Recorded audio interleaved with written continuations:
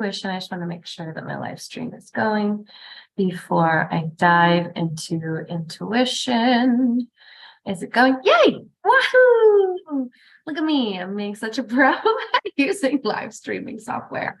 Anyway, I digress. Okay, so let's talk about intuition. What is intuition and why is it important? Now, before I launch into this whole thing, I would like to be very, very clear that one, everything that I teach is my own personal belief. If you disagree with it, no problem. If it doesn't resonate with you, no problem. Take what feels good, leave the rest, okay? Number two, hi, Jenica, you're back. Welcome back. Thanks for joining. Okay, number two, all the information I get from angels. I get from angels, I get from higher beings. I talk to God directly, God of earth. Also, sometimes Creator and I have conversations. Don't talk to Creator all that often. Creator is just busy experiencing. But so a lot of the information I get on good authority. But here's the thing, guys, I'm a human. And because I'm a human, I have trauma, I have baggage. So everything that I take in filters through my humanity, okay? That means when I speak, it's laced with, hi, Katya, thanks for joining. It's laced with stuff that I haven't necessarily dealt with yet, okay? So that's why I always recommend that you don't take anything that anybody says at complete face value. You run it through your own truth filters. You run it through your own intuition. It's really, really, really important. You don't just take what someone gives you and accept it as truth that you haven't checked to see if it resonates with you or not. Okay. So that's my two disclaimers. One, I'm a human, which means that my stuff is going to get on the things that I teach. Two, I get it from a really great source, but that doesn't make it like your version of truth. Got it? All right, good. And that's because we're going to get real woo-woo for a minute. Because we're talking about intuition. That's one of my favorite things to talk about. Okay. Intuition comes from a variety of different sources. I believe that our higher self, our soul self, serves as kind of a funnel for truth to come in from various different sources. And then our higher self feeds us those intuitive messages through our unconscious mind. It's all connected via a cord in the way that I visualize it, but my body is sitting inside of my soul self. So there's just like a cord from my soul self's prefrontal cortex down into the back of my unconscious. And that's where intuition comes from. So the sources that pour into our higher self are from a variety of different places.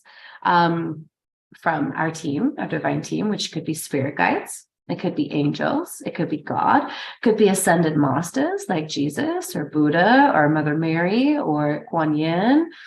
It could be Muhammad. It could be from interdimensional characters, for example, giants or fairies. It could be from intergalactic beings that are actually incarnated, that can send truths to your higher soul self. And then it also comes from the universal consciousness. Now, universal consciousness, this is how I understand it. It's like a big pot. In my head, it's a cauldron. Of course it is. So it's like a big pot, okay? And in this pot of universal consciousness is everything, thought, event, action that ever has existed, that is happening right now, and ever will exist, okay? It's all truth. It's all information. And it just kind of swirls around in this pot of universal consciousness. I believe that we all have a direct line to universal consciousness up through our soul selves. We are all connected to the truth. That's why when someone speaks truth, it resonates for you. Now, it might not hit you in the right way. You might not be ready to hear it in that way at that time. You might not understand it, but it just kind of rings true. Or maybe it just isn't delivered in the way that you can receive it. And either way, there's no right or wrong way to receive truth, to express truth. But we all have access to it.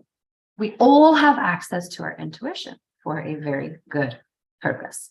Okay. So, I believe that we have one main path.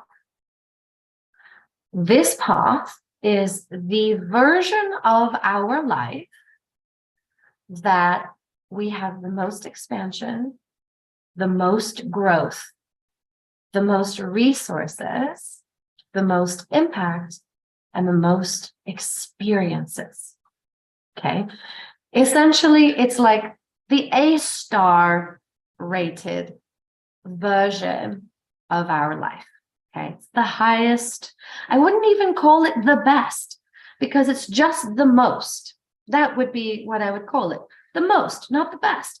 There is no best. Okay. So we have a path.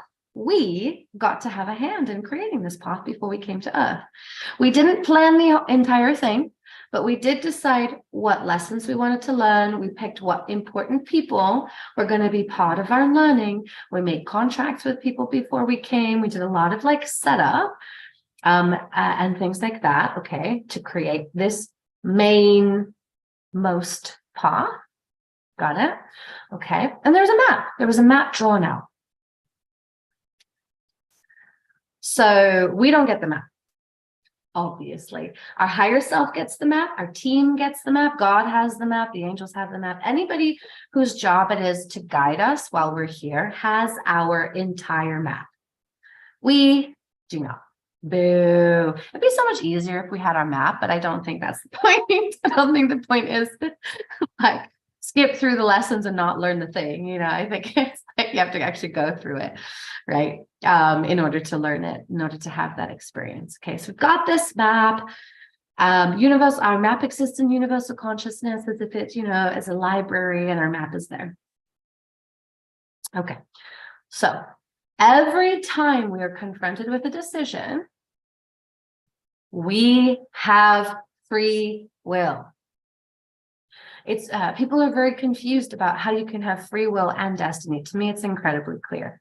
We have free will always, no matter what. Always. We had free will when we designed our map. We have free will now. We don't remember that we have a map to choose to follow the map or not follow the map. We have free will in every moment of every day. And it's a universal law that no one is allowed to impose upon our free will. No one. No one. Which is why some people often wonder, like, why isn't my team intervening? Where's God? Why isn't he rescuing me? Okay, well, they're not allowed. You can ask for guidance, you can ask for aid, you can ask for assistance, but they're not allowed to intervene without your express consent. Nobody is. Okay, so every time we come to a crossroads, we have the opportunity to use our free will.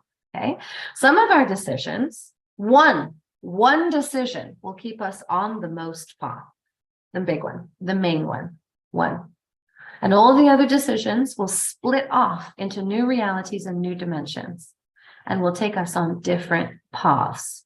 Okay, so we're on these different paths, having a life, and there's multiple versions of us because there's multiple realities, and these happen. I mean, for purpose of ease of understanding, they essentially happen side by side. Okay. All right. Sometimes you know that you're off your path. You feel it. Something feels off. Something doesn't feel right. And that's usually when you've used logic to make a decision rather than intuition. When you use logic to make a decision, logic is only based on past information. It cannot tell you anything about the upcoming path at all. Okay, so When you use logic to make a decision, it usually takes you away from the path, not closer to the path. When you use intuition to make your decisions, it keeps you dead on your main path the entire time. Okay, so this is the purpose of intuition. The purpose of intuition is to tell you how to stay on your main path. Most expansion, biggest growth, most money and resources, most experiences, and biggest impact. Some people might decide not to, and that's totally fine. If you don't want to stay on your most path, do whatever, doesn't matter. You're still going to learn some great lessons. There is no path, there are no choices that are wrong choices. There are just different choices. And I'm not saying that like in that condescending way where you're like, there is no wrong answer. There's just different kinds of questions. No, I'm serious. Like there is no judgment of if you decide to take a different path, it's not your big main path. There's no judgment around that. However, there is the ability at all times to come back to your main path by reconnecting with your intuition, asking your intuition about your steps, and then taking aligned action based on the information that you're getting. It will always take you in the right direction. Always, always, always, always. But some of the challenges that come in are, I'm not sure if this is my intuitive voice or if it's fear, or if it's logic, right? Or if intuition tells you something and then you don't trust it, so you don't take action on it. Then you miss a wormhole, then you miss a quickening route. The purpose of intuition is also to take you on the fastest route. This most path is the fastest, the most efficient. It's the quickest way to get where you're going. But that doesn't mean it's the easy way. That doesn't mean that it's the comfortable way. In fact, it's usually going to be the uncomfortable way because the intuitive path is the way of the most growth. Guess where growth happens? Outside of your comfort zone. So if you are growing a lot, the most that you have the capacity to while you're living on this planet in this body, it's not going to, by default, it's the least comfortable route. That doesn't mean there has to be struggle. That doesn't mean there has to be suffering. We are not destined to suffer. We're not destined to struggle. That is not in our map of Earth. We're not supposed to. Now, there is some kind of patterning where we learn through discomfort, but it doesn't equal struggle. It doesn't have to be suffering. It can be ease. It can be graceful. It can be loving. It can be nurturing and uncomfortable. And when I say that, I mean, like, picture yourself when you're feeling really emotional for some reason, like it could be a really deep reason or maybe not a reason. And you wrap yourself in a blanket and you have your favorite cup of hot drink with you. That's how the path of growth can feel. It's raw. It doesn't feel good. It's not like holding hands, skipping through poppy fields with bunnies, but it doesn't have to be so excruciating as we make it. Okay, it's definitely not straightforward, and it is very rarely the path that you think it's going to be. Okay, intuition is not straightforward. It's like all like jagged and brrr, because they're looping around and finding wormholes. Your team is finding the quickest route. The quickest route is not straight. There is no such thing as straight. Straight is an illusion. Okay, so it is your fastest, most efficient way, and that's why you want to listen to intuition. It'll always take you in the right direction. It'll always give you the answers that you need. The end. By Abby. Thank you for joining me today. Yay. Have a great rest of your night. I would say happy holidays, but I'll be around.